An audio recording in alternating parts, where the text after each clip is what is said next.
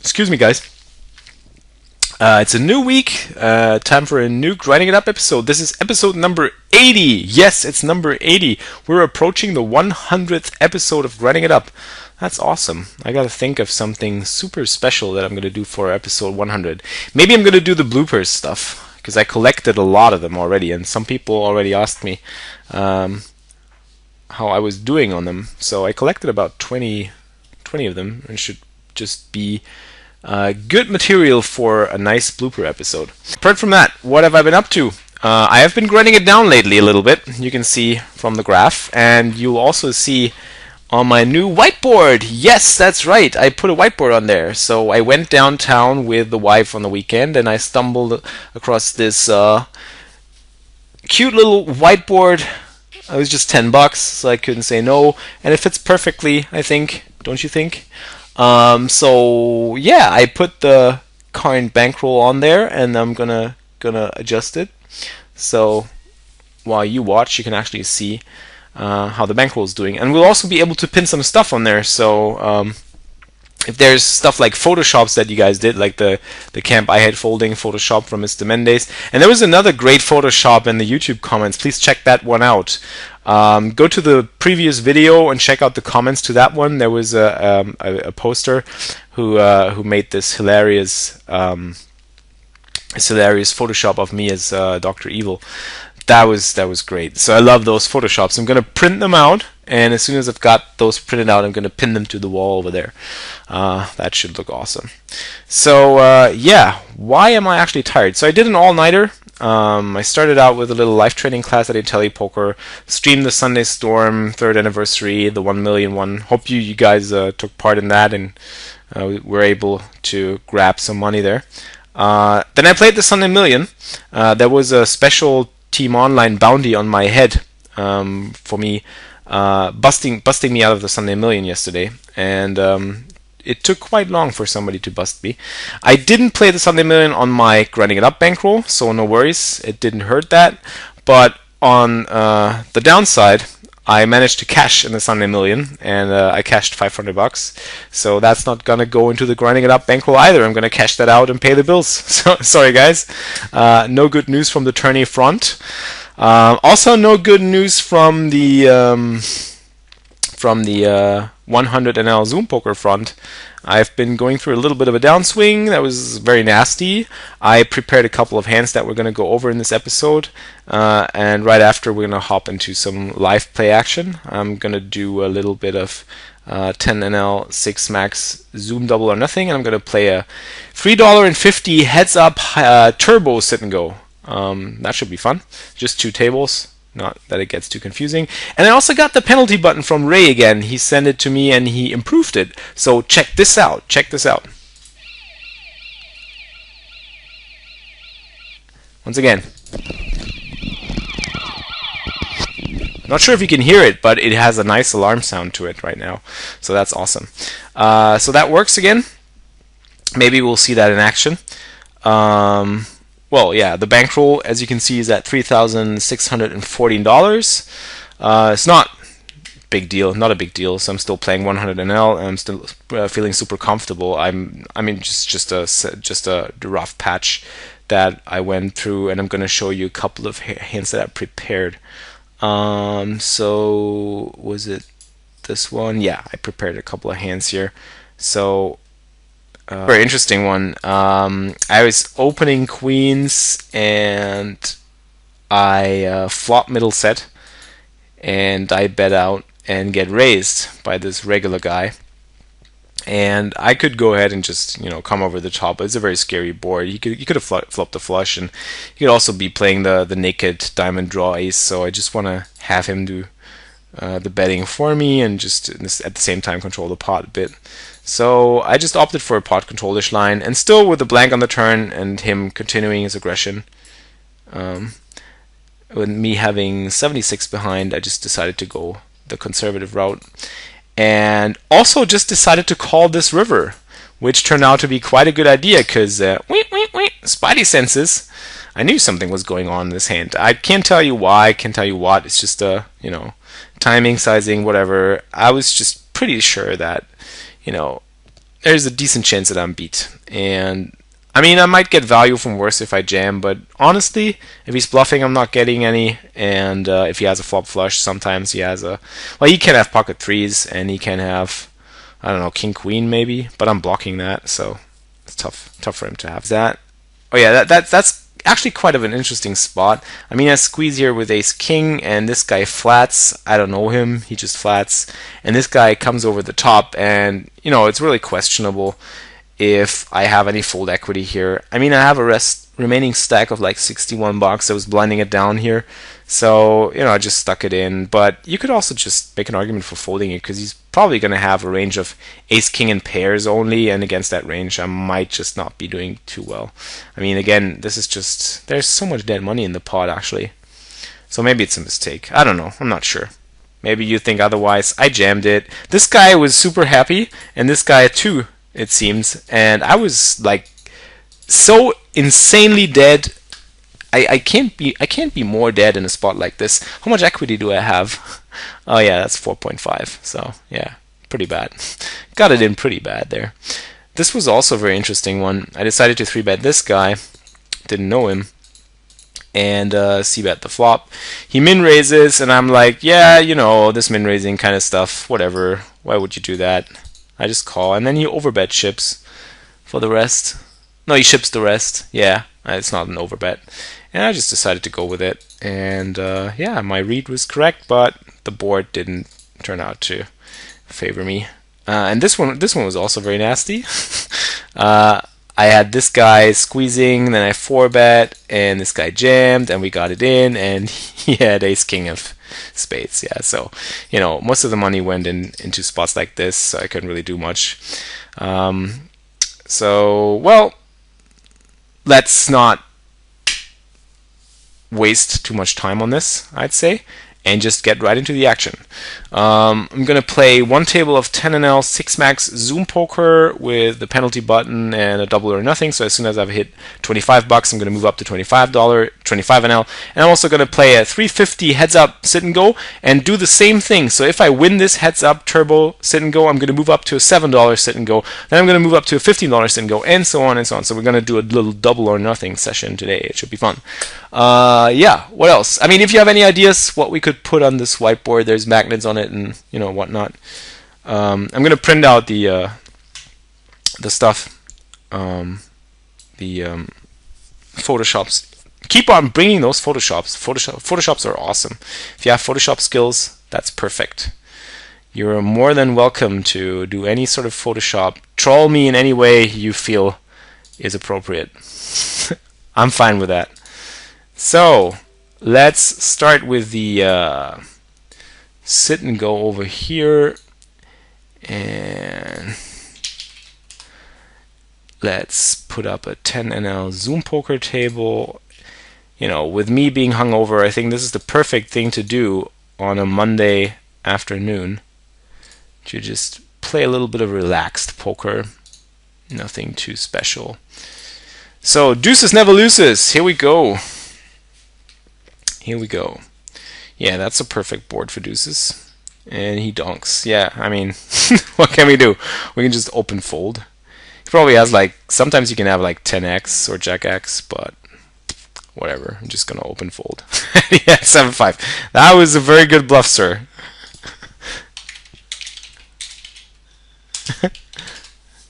So I'm going to call this and raise here.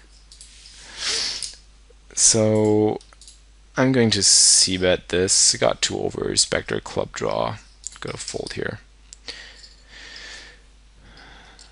So 9-6, we are definitely going to raise. I'm going to stick with like 100% opening range from the button, I think. I'm not too into heads up, specifically not heads up sit and goes, but I mean, can't be too bad playing super aggressively on the button when you have position. 10-3 is probably a fold out of position, and this is a fold, and this is a raise. Suited queen 6, ace 4, gonna be a fold. So since I folded the deuces and I folded the best hand, I'm gonna hit the penalty button just because it's fun. So it's 5 more minutes. So that makes it at least a 20-minute video. So he keeps showing. I like that. I like that he keeps showing his hands. What do you think of that, Todd?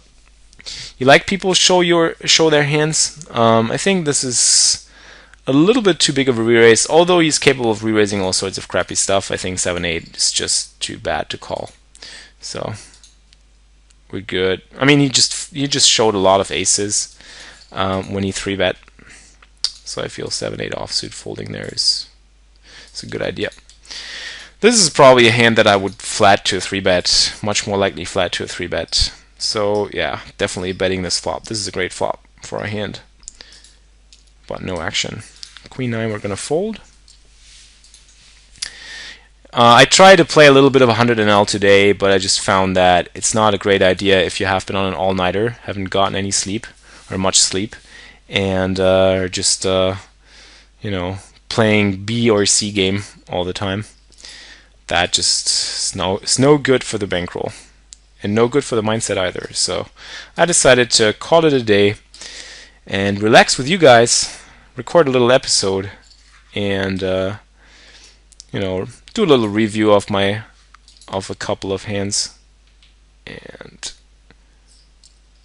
just get that out of my head, that nasty downer. So since we're gonna be on the loser side for this video, oh, now he limps. Limping seems strong. I'm gonna be on the loser side. I'm gonna be isolating loose because I'm trying to move up in stakes. So we gotta get going here. Definitely gonna call that min raise, and I'm going to raise it up here, I think. And I mean, question is, can I bluff him off? Oh, that's a good turn card. Can I bluff him off the hand? I don't think I can. He's gonna call ace high for sure. Maybe he bluffs some worse hands if I check to him. Now this is obviously a very, very good turn for my hand. And if he has a king, I think I can actually manage to get the full stack. Now he bets pot. When he bets pot, that's interesting. I'm thinking about making a hero call with queen high here, because he could be turning like some small pair into a bluff. Yeah, I think I'm gonna go for it. And queen high is good. I hate folding. I hate folding. I just had a feeling that this was whoops. I'm gonna make a pretty big bet here. I don't think he's gonna call a king to a shove, so I'm just gonna bet big, nice and big. What a hero call. And up to 16 at the zoom table. So yeah, 2 pair. So maybe he could have called a shove. I just wasn't sure. That's just gonna be results oriented, so we're not gonna keep thinking about that. So he makes a big raise. Something tells me that, I don't know, he might be super aggressive. I have a pair, so I'm just gonna go for it. So here with the king queen, I might call or 3-bet. Since there's a recreational guy in the blinds, I think I'm going to call. Now I'm certainly gonna fold. Just looks like he might have some. He's probably gonna have like king 3 offsuit or whatever. Sometimes he's gonna have a hard draw, like queen 10, but I'm fine folding there. So that's a pretty bad flop. We're gonna check that, and this is a pretty good flop, so we're gonna bet it. That's a decent turn. And we're gonna fold this, and we're gonna bet again, and hope for him to look us up with any 10x, 9x, whatever. You can have like jack 9, 10 jack, whatever, 10x. Now it's a bad river, so we're gonna check. He even looks us up with a pair of 3s, so that's great. That's great. I like that Sargent style hero call best so far. That queen high Sargent Flix hero call. We hate folding. This is camp. I hate folding, and we're not stopping for anybody. Not even for Hold'em Carlos, I'm afraid.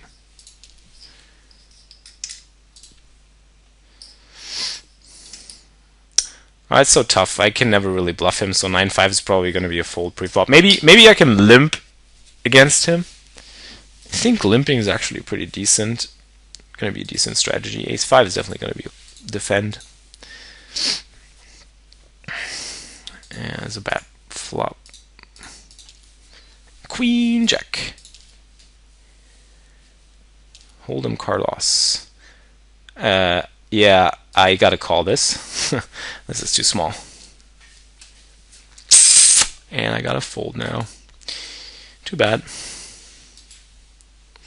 Well, I was pretty sure he had the best hand. So, pair deuces, I'm just gonna bet. Yeah, I mean, he does that quite a bit, but I don't really care. I mean, I have a pair deuces, so I'm going nowhere. I'm going nowhere. He might actually have ace deuce. Not sure about that, but I'm gonna keep on calling. Pretty sure he might be bluffing.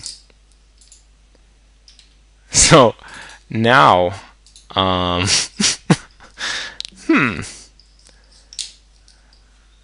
So,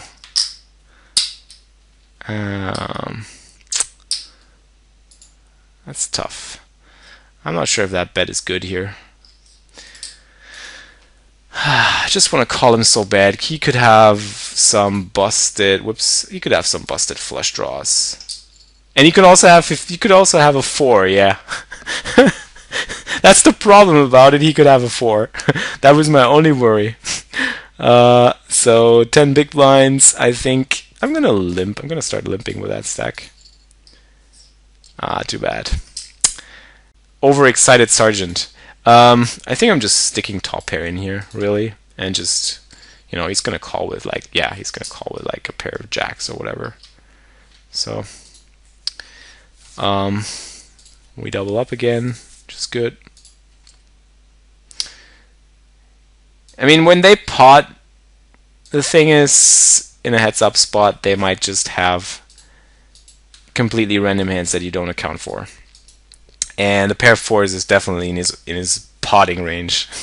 This is so weird, but yeah, just like that. That's a pretty decent flop. So here, yeah, I'm just gonna check it down. Now he min raises. I don't know what that means. I'm just gonna call. So I spike an ace, and I'm gonna have him. I mean, he could bluff. I'm gonna check this back here. I could bluff or just stick it all in. I think I'm sticking it all in and just hoping for a call from like a single spade, or, you know, jack 10 with a jack of spades or something like that. And he min check raised me and then checked the turn. That's always awkward. He could have 4-5. He could have a busted flush draw. Not very likely. He could be pot controlling a king. But what king is he betting so big? That's the question. I think I'm not going to be making an ace-high call here, since he was in the small blind. Now I turn a pair and a gutter, and now I river probably the nuts. Yeah, that's the nuts. I was certain that would be the nuts. I can't tell you why, but I just felt like this would be the nuts. He was just floating with no pair, no draw. That's always good. Somebody floating with no pair, no draw, you can't bluff him, so you got to give up on your 7-8 suited there. Yeah, he has ace high, and he's going nowhere with ace high. That's good. Now, please raise. That would have been too easy. That would have been too easy. That's always top pair. Top pair is good. Yeah. Come on. Yes! Got you on the hook. I got you on the hook. So he improved with that card. The question is, did he improve to 2 pair? I think he improved to something like queen 10 or jack 10, so I'm going to call this off. Oh, he actually improved to a straight. So, yeah, you know. Well, anyways, the heads up sit and go was over, and we didn't manage to double up on the Zoom table. So that leaves us with roughly the same bankroll that we started with, $3,614. I'm going to return to the 100 NL Zoom poker tables tomorrow. I'm going to put in some longer sessions then. But right now, to be honest, I got to catch some sleep. So I hope you enjoyed this episode, even though I was a little weary and tired. But that heads up, sit and go definitely got me up in good spirits again. So it's fun to try something new from time to time, and you should try it too.